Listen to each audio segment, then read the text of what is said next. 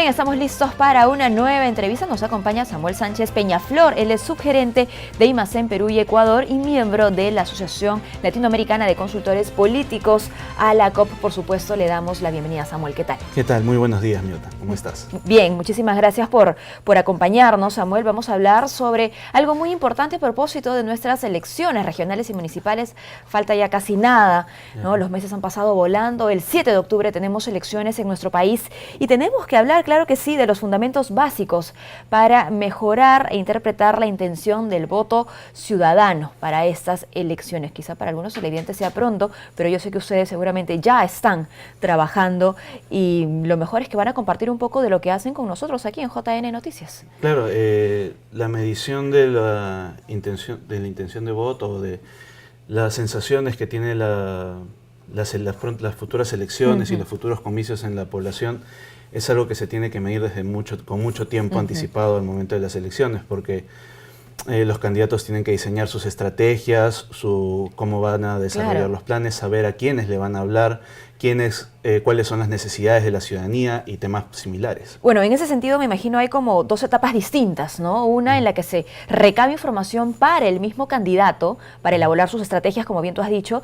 y otra en la que ya se mide qué tanto están funcionando esas estrategias. Exactamente, ¿no? Lo que nosotros solemos hablar son de etapas. Primero se mide una línea de base que nos indica cuál es el estado inicial, que se tiende a medir mucho antes del lanzamiento de los candidatos, con mucha anticipación, probablemente incluso antes de cualquier lanzamiento y de cualquier aparición en medios de los candidatos. Y posteriormente son etapas de monitoreo en las cuales evaluamos el desempeño de cada uno de los indicadores que se destacan en estas líneas de base, ¿no? Cuando se habla de monitorear, ¿no? Datos antes del lanzamiento de un candidato, ¿cuáles son los parámetros que muchas veces piden las organizaciones políticas que se reconozcan sobre un candidato? Muchas veces se centra todo en el tema de la intención de voto. Cuando esto a distancias, cuando todavía los candidatos no están delimitados o no están definidos, resulta básicamente irrelevante. Medimos temas como básicamente el conocimiento de los candidatos, ¿no? Pero, ¿qué es lo importante de evaluar? Votos potenciales, cuáles son los techos, cuáles son los pisos en los cuales se mueven la intención de voto, cuáles son la favorabilidad hacia determinados temas. Tenemos matrices de transferencia, como que candidatos comparten el mismo posicionamiento con otros, que pueden estar compartiendo similares votaciones, imagen de cada candidato y así. Hasta reconocimiento, ¿no? Porque imagino que muchos candidatos quizá no los conoce o gran sector de la población. Exactamente, y dos tipos de reconocimiento. Es el reconocimiento visual por un lado, de su imagen, y el reconocimiento nominal, que es el nombre del candidato, lo conocen o no lo conocen, que a veces hay un desfase entre ambos. Muy bien, los estrategas entonces políticos, ¿no? Los jefes de campaña de muchos candidatos entonces usan esa información. ¿Cómo se trabaja la muestra, por ejemplo? La muestra se puede trabajar de distintas maneras. Las distintas empresas de la APIM tienen distintas metodologías. La APIM es la Asociación Peruana de Empresas de Investigación de Mercado que tenemos, de la cual formamos parte nosotros como IMACEN. Pero básicamente, en términos generales, lo que se trata con la muestra es de elaborar o de sacar un pequeño segmento de cómo es la composición de la población en términos generales. A la que voy. No a la que voy, por ejemplo, si voy a Lima, lo que trato es de que esté todo representado en su composición. Dependiendo de mis necesidades, puedo optar por dos caminos distintos, ¿no? Una es que sea totalmente proporcional a cómo está compuesta, y otra es, de repente, a mis necesidades de investigación, hacer un tipo de muestreo más a mi conveniencia, ¿no? Que eso se determina muchas veces con el objetivo que tenga cada una de las investigaciones que realizamos. ¿Podrías aclarar un poco a qué te refieres con eso de más a mi conveniencia? O sea, ¿es a la información que busca específicamente el candidato? A la información, y por ejemplo, si yo necesito una información zonificada de Lima, necesito que la información sea representativa en cada uno de los casos. Es decir, contar con un tamaño de muestra lo suficientemente amplio que me permita realizar una generalización para cada uno de ellos. Muy bien. Entonces, en ese sentido, no necesariamente va a ser proporcional al peso poblacional que tiene, pero de repente con una muestra que sea más de mi conveniencia y mi utilidad. Muy bien. Los parámetros más conocidos siempre son, pues, no sé, la edad, el sexo de las personas, ¿no? Y el distrito, como bien dices tú, pero ¿qué otros parámetros se ponen también en la lista de aquello que busca el candidato a través de mediciones? Básicamente es para tener la muestra lo más útil y lo más pura posible, mientras nos ciñamos básicamente a sexo, edad y zona, digamos, de residencia del encuestado, son los más comunes. Algunos tienden a usar el tema del nivel socioeconómico.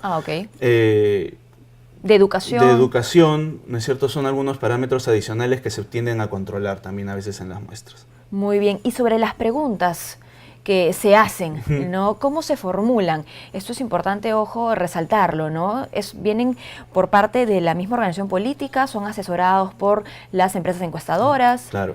Es un trabajo conjunto, evidentemente, entre las organizaciones políticas, sus asesores, la empresa que se dedica a hacer el trabajo de levantamiento, también los asesora en ese sentido, porque a veces la forma de preguntar tiene que ser de la manera más imparcial y menos sesgada posible, de manera que nos permita obtener la información. Claro. Y no solo en eso, sino también la posición de cada una de las preguntas. Eso también tiene que tener un determinado orden. ¿Cómo se conjuga? Cómo se conjugan y cómo vas elaborando el cuestionario de una manera ordenada, digamos, que permita que la información que obtengas sea la información que tú quieres. Incluso imagino que el número de preguntas que se realiza es también relevante, porque no es pues una actividad que el peruano de por sí busque, ¿no? Exacto, cada vez somos más reacios. Exacto, cada vez es el tema del enganche con las tasas de no respuesta, y en ese sentido es algo que también se tienen que evaluar en muchas de las encuestas. Ya me vas a contar cómo se interpreta. Claro, pero sí, se trata de buscar cuestionarios que sean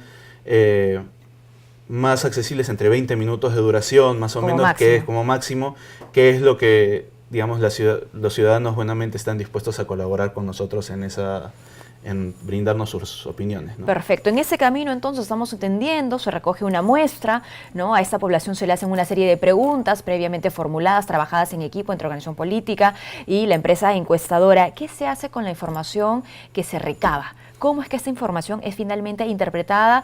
Yo imagino que hay muchos mecanismos. ¿Cuáles son los mejores? Bueno, hay distintos niveles de análisis, ¿no? Tenemos desde los más... bueno, a ver, nosotros recabamos la información, la sistematizamos, la ponemos en una base de datos y posteriormente viene el tema del análisis. Tenemos desde el análisis más básico y descriptivo, que es decir, cuál es el desempeño de cada una de las preguntas o los resultados por cada una de las preguntas. Un análisis descriptivo que es solamente en totales. En segundo nivel, una evaluación a nivel de cada uno de los segmentos que veníamos hablando, claro, sexo, edad, zona, etcétera. Un tercer nivel ya es la segmentación de la ciudadanía, ¿no es cierto? Ves cómo las opiniones, cómo es que se agrupan las opiniones que te vienen dando, las preocupaciones en función de prioridades en función de problemas que les afectan. Y un ya cuarto nivel de análisis es el de modelamiento y un análisis estadístico más inferencial, que eso ya es que se tiende a hacer en otro tipo de encuestas, usualmente en las líneas de base, ¿no? Para ver identificar cuáles son los drivers hacia la votación, cuáles son los verdaderos y la influencia y el impacto que tienen cada uno de ellos. ¿Cómo se manejan conceptos como, por ejemplo, ¿no? Algo que se escucha muchísimo, pero ya muy cercano a un proceso electoral, el voto escondido, ¿no? Claro, que viene de la famosa espiral del silencio, el tema de uno que tiende a no dar su opinión por un tema vergonzante. Exacto, exacto. Lo que se tiende, o incluso la mentira. O ¿no? Incluso la mentira, ¿no? Se tiende a manejar de distintas maneras. Nosotros, ya muy cercano al tema de la votación, evaluamos el tema de lo que es el voto con cédula y simulacro, que es una simulación de lo que viene a ser mucho más real, y adicionar el tema del contraste con la intención de voto que es declarada. Y en función de ese emparejamiento, de la evaluación de las diferencias, se va determinando si es que existe este fenómeno y si se puede dar, ¿no es cierto? Y además, con algo que es adicional al tema de las encuestas, es ver el tema cualitativo, que es la realización de investigación de focus groups, ¿no es cierto? Donde se sienta grupos de personas de características homogéneas a conversar y donde se trata de simular cómo se va dando el discurso en la opinión pública. y de la mezcla del análisis de ambos puedes determinar o no si es que existe o no se puede, o no existe un escenario en donde pueda brindarse el voto escondido. Muy bien, bueno, nos quedan un par de minutos nada más para finalizar y te consulto lo siguiente. ¿Cuál crees tú que serían los principales retos de las empresas encuestadoras de nuestro país para transmitir verdaderamente lo que el peruano hoy por hoy está pidiendo, necesitando, esperando de sus autoridades? Bueno, ante todo es primero el tema de interpretar las encuestas como lo que verdaderamente son, que son fotos del momento y no son una herramienta predictiva hacia el futuro. Muy bien, entenderlo así. Entenderlo así, antes que nada.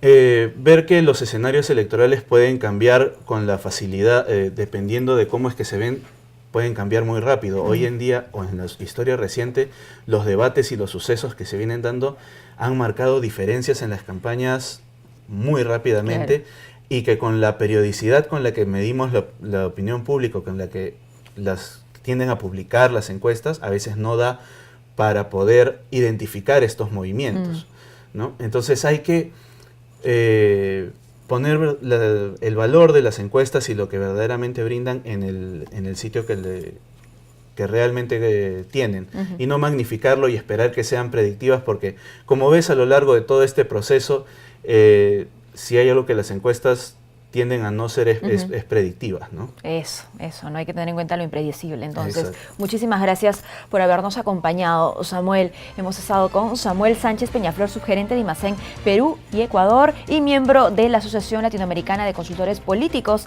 ALACOP.